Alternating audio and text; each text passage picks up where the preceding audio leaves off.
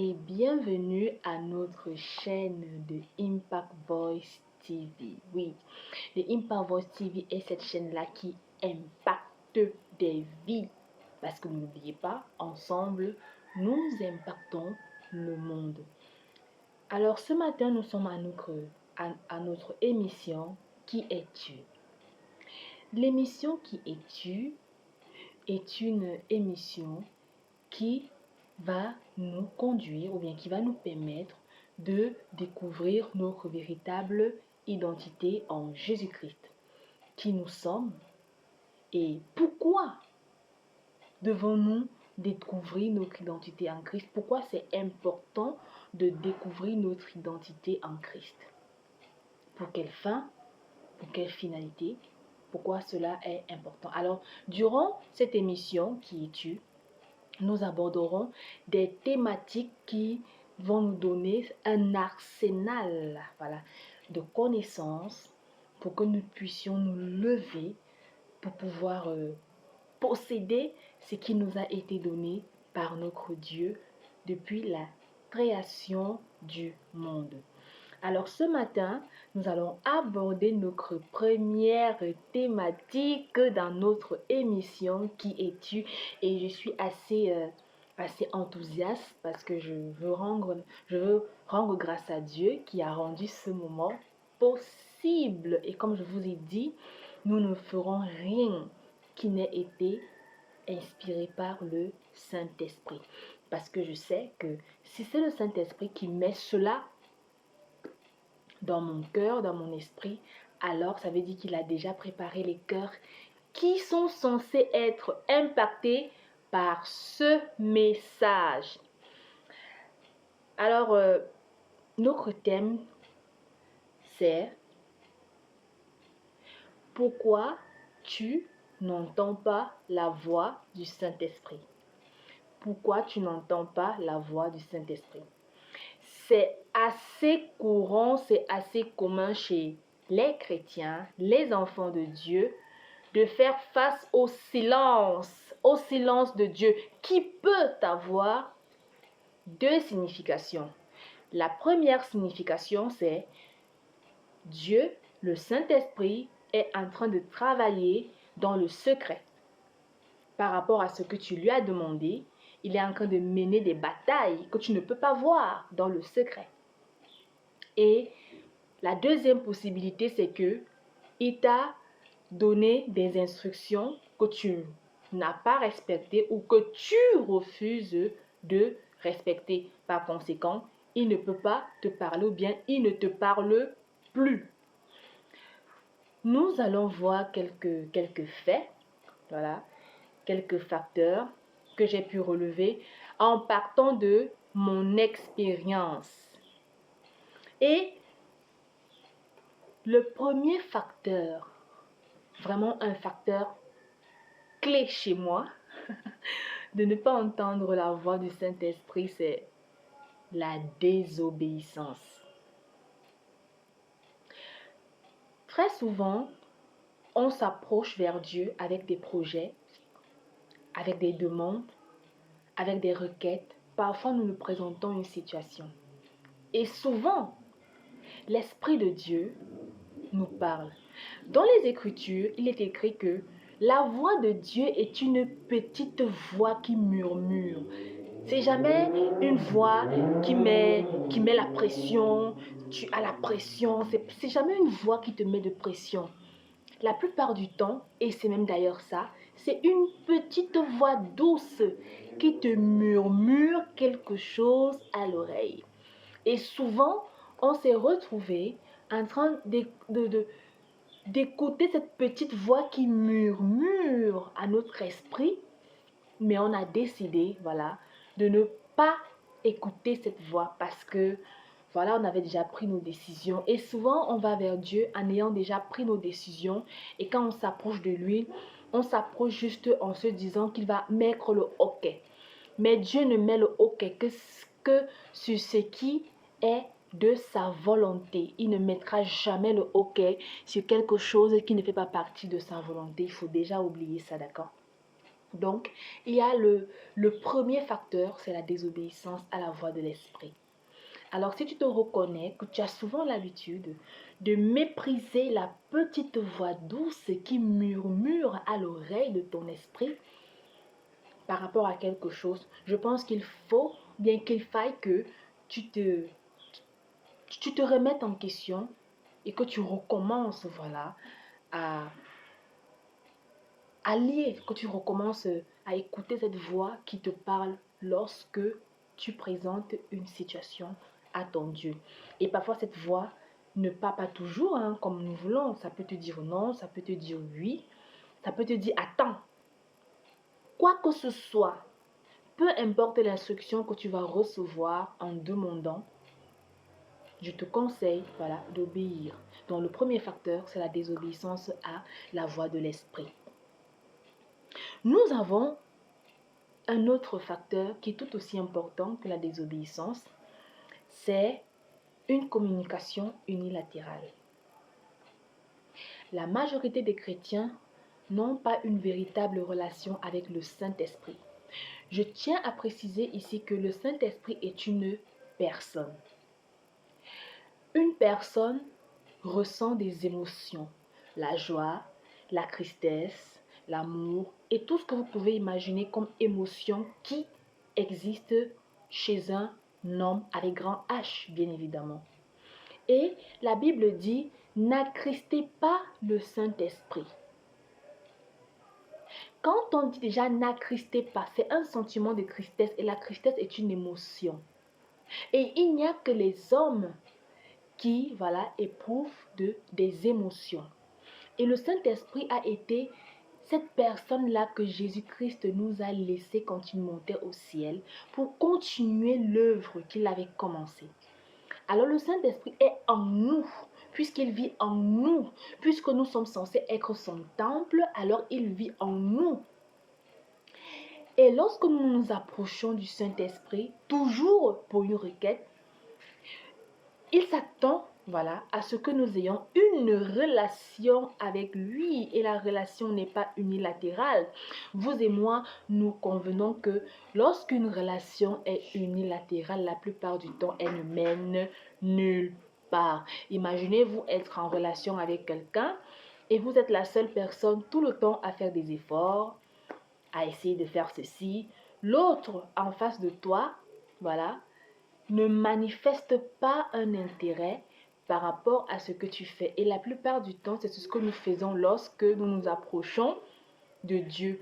On se comporte comme si on ne tient pas compte en fait du Saint-Esprit qui est en face de nous. Lui aussi, parfois, il a des choses qu'il veut nous dire. Il a des choses à te dire par rapport à ce que tu demandes, par rapport à ce que tu fais. Peu importe dans ta vie, même ce que tu veux entreprendre, même le partenaire, voilà, cet homme-là qui te court après, qui te fait la cour et tout et tout. Le Saint-Esprit aussi a souvent son mot à dire par rapport à cela. Et la plupart du temps, on s'en fout pas mal de ce qu'il a à dire. Pourquoi? Parce qu'on est tellement concentré, on est tellement absorbé par, par, par la requête, par la demande, par le manque, par ce que nous ressentons et pour lequel nous nous approchons de Dieu, que on n'a pas le temps également de marquer un temps d'arrêt et de dire Saint-Esprit, je veux t'entendre me parler. Oui, Saint-Esprit, je veux que ta volonté soit faite. Je veux que tu me dises quoi faire par rapport à cette situation. Qu'est-ce que tu veux que je fasse? Comment est-ce que tu veux que je marche? Quelles sont les stratégies si vous êtes un entrepreneur? Quelles sont les stratégies que tu veux que je mette en place? Oui, je suis convaincue que ce business, c'est un rêve que tu as mis dans mon cœur. Mais est-ce que je mets les bonnes stratégies en place pour pouvoir, voilà, euh, euh, euh, euh, te servir? Parce que la finalité ici, c'est de servir au mieux Dieu avec tout ce qu'il a mis en nous. Donc, ça, c'est le deuxième facteur qui est tout aussi important que la désobéissance, c'est que on n'a pas une véritable relation avec celui-là qui intercède auprès de Dieu pour nous et qui connaît souvent ce qui est convenable de demander dans nos prières.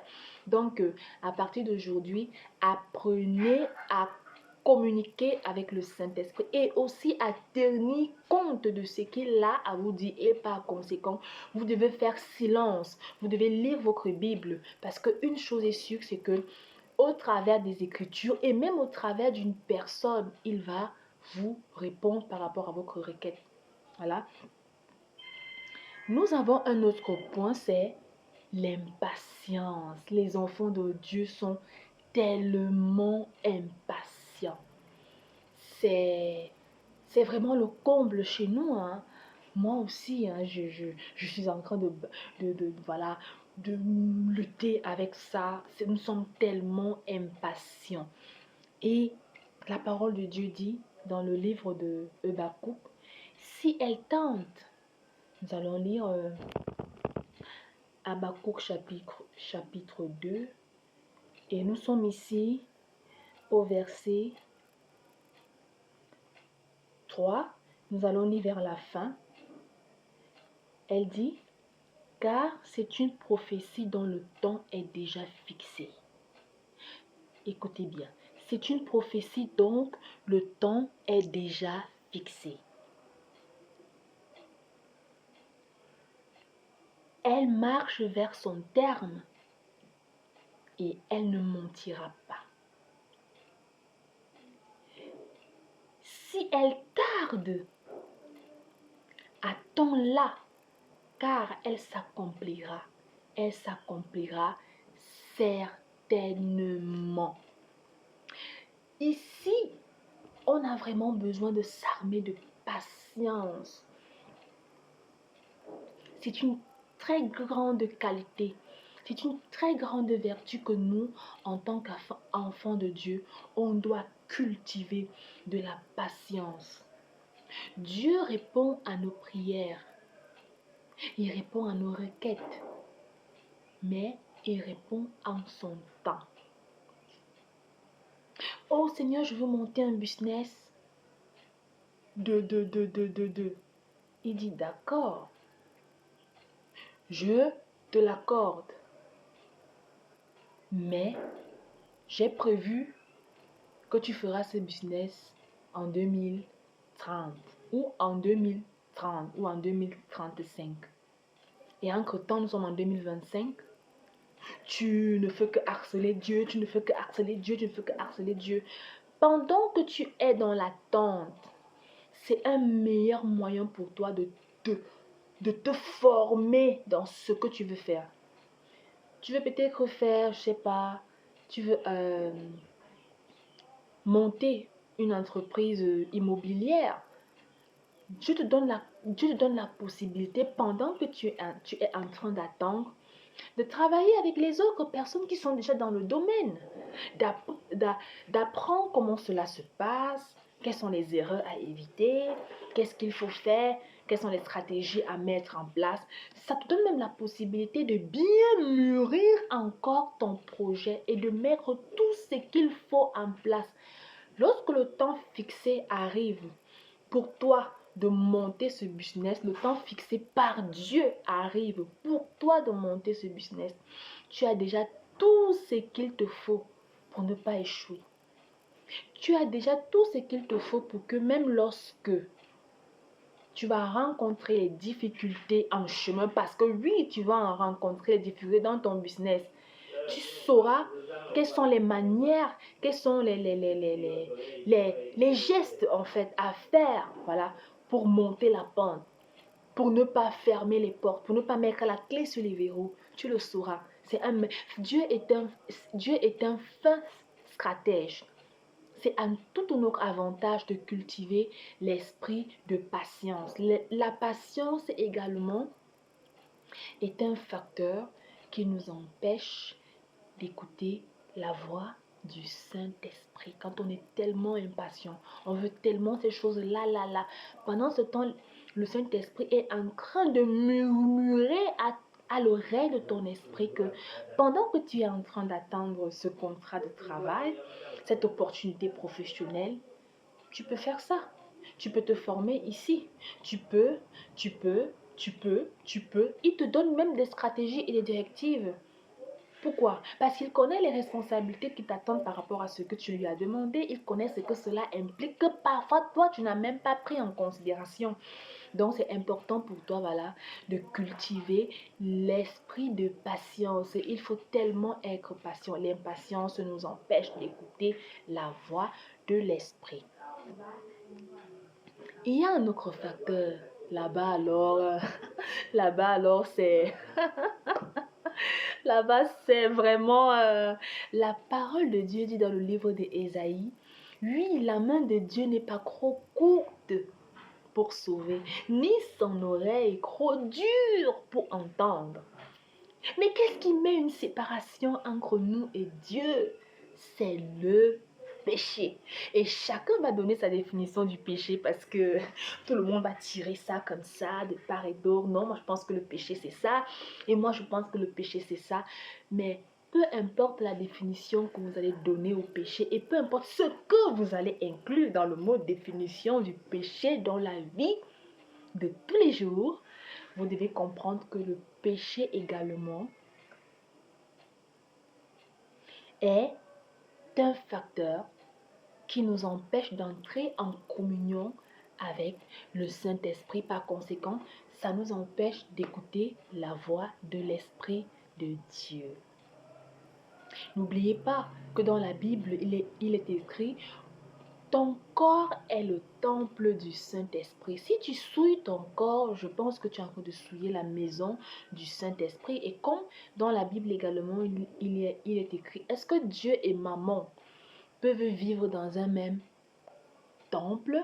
Donc tu dois te poser la question: est-ce que le péché qui est impur et le Saint-Esprit qui est pur peuvent rester dans un même corps? Une chose est sûre, il y a un qui doit rester dans ce corps. Soit c'est le péché, tu mènes ta vie de péché comme tu l'entends, soit c'est le Saint-Esprit et tu vis une vie de sainteté.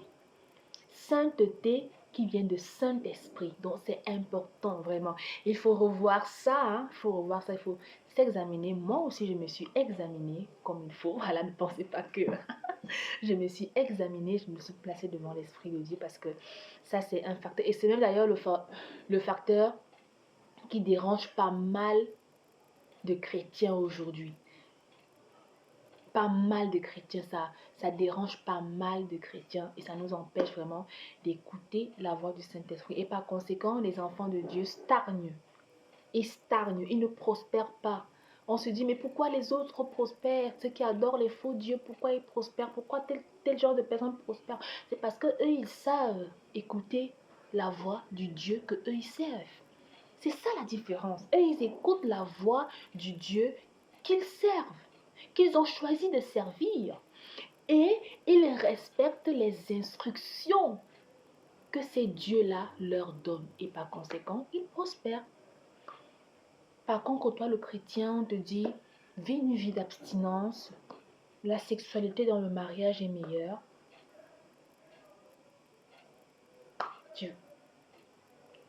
Par conséquent, pas de prospérité pour toi.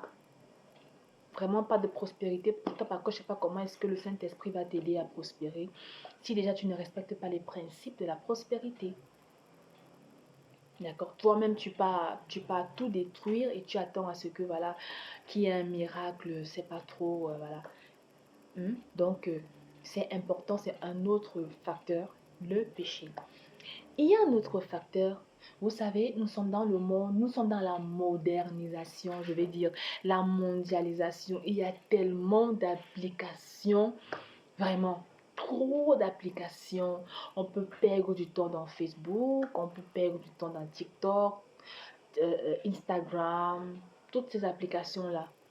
Et l'un des facteurs également qui nous empêche d'entrer en communion avec le Saint-Esprit et par conséquent de ne pas écouter la voix de Dieu, c'est que nous avons un cœur qui est rempli de bruit, un cœur qui est rempli de distractions, un cœur qui est rempli d'inquiétude, un cœur qui est rempli de douleur, une âme déchirée. Nous avons toutes ces choses en nous, ce qui fait que lorsque l'Esprit de Dieu nous parle, nous ne pouvons pas cerner, nous ne pouvons pas discerner sa voix. Bref, nous ne l'écoutons même pas parce qu'il y a trop de bruit, les bruits du monde en fait. les bruits du monde. J'ai écouté une vidéo de Jean-Claude Van Damme. Vous connaissez Van Damme? Et c'était une vidéo de motivation dans laquelle il était en train de dire, si tu veux réussir dans la vie, n'écoute pas les bruits du monde. Parce que ça fait trop de bruit. Mais au fond, il n'y a rien. Les tonneaux vides font trop de bruit.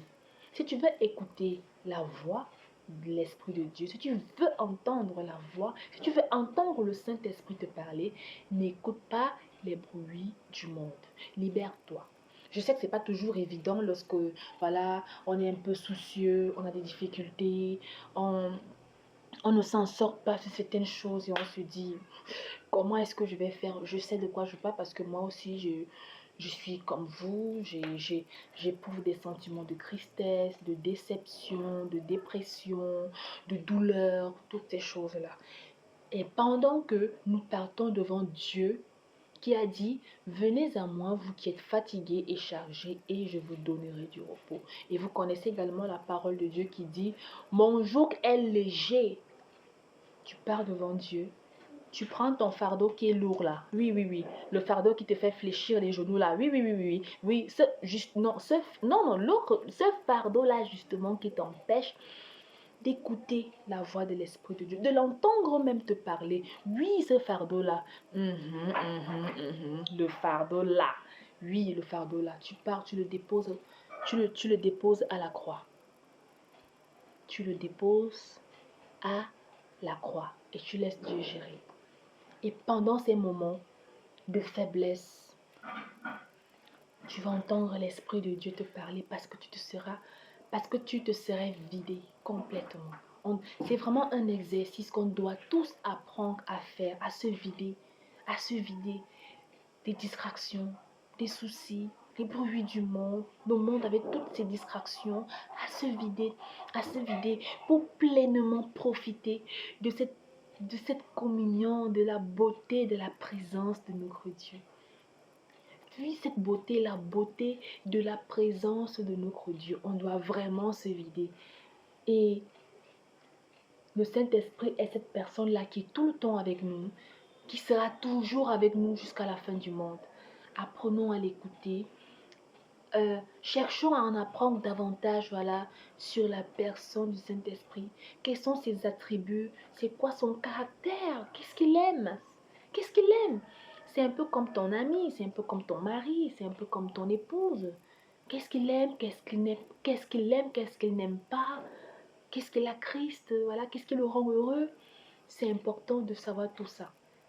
Et si on développe une parfaite, voilà, communion avec lui, on pourra parfaitement l'entendre lorsqu'il nous dit ne fais pas, lorsqu'il nous dit fais, lorsqu'il nous dit attends, lorsqu'il dit garde silence, on le saura. Et ça va nous empêcher de perdre du temps ou de tourner en rond sans pour autant avoir les résultats que l'on veut. Parce qu'il veut que nous prospérons, d'accord?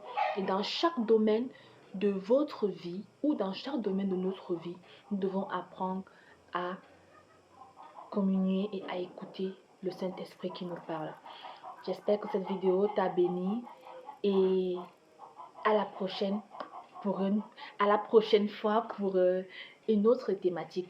N'hésitez pas de liker, n'hésitez pas de vous abonner et n'hésitez pas également de partager des thématiques que vous voulez voir enseignées dans cette chaîne. Je vous ai dit, vous êtes à la maison, sentez-vous libre, sentez-vous à l'aise. À The Impact Voice, nous sommes dans la maison de papa et sentez-vous libre et à l'aise. Nous sommes nous sommes des personnes tellement libres et nous allons impacter le monde ensemble. C'est ensemble que nous allons impacter le monde. Alors, si Dieu le permet, la prochaine fois, nous allons encore en apprendre un peu plus davantage sur les attributs du Saint-Esprit. Déjà, commencer à réfléchir là-dessus et n'hésitez pas à nous laisser les commentaires. Si vous avez besoin de soutien dans la prière également, nous sommes disponibles voilà, à vous accompagner dans la prière. Si vous avez des questions également, nous sommes disponibles à répondre à vos prières. Je réponds à tous les commentaires et également je lis tous les commentaires sur cette chaîne. Alors, que Dieu vous bénisse. Bye bye.